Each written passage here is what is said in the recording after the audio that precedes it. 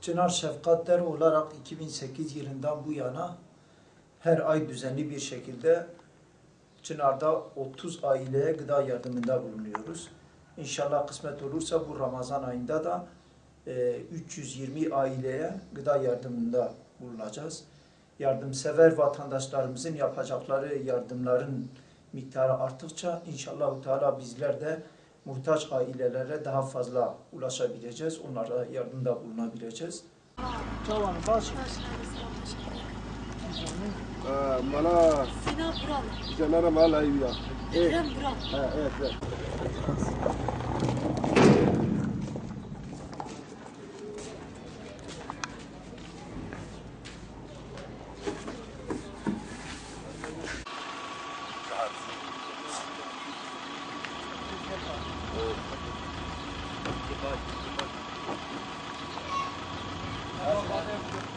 Tamam, başlıyoruz. Kahvesi. أنا نقول ليه نريد نجيب كذا كثير أنا لندرة شوفي وضع شوفي وضع جم شو باش Tamam, başlıyoruz.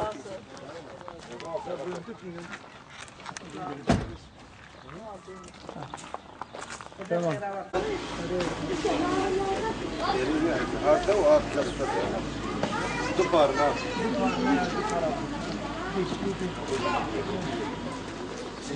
Çay durmaz böyle. Bunlar kadar var. Vah.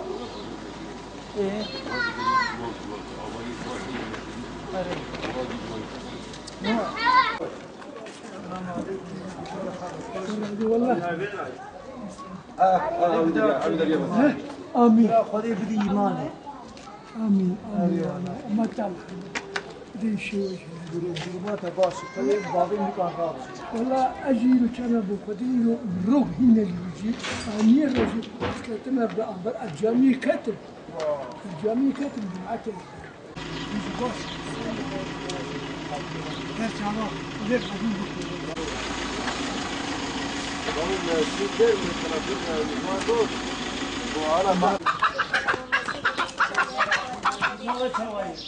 أما برا وشا برا سري وش بسافري يقولونني إن شاء الله بدعاء قنجم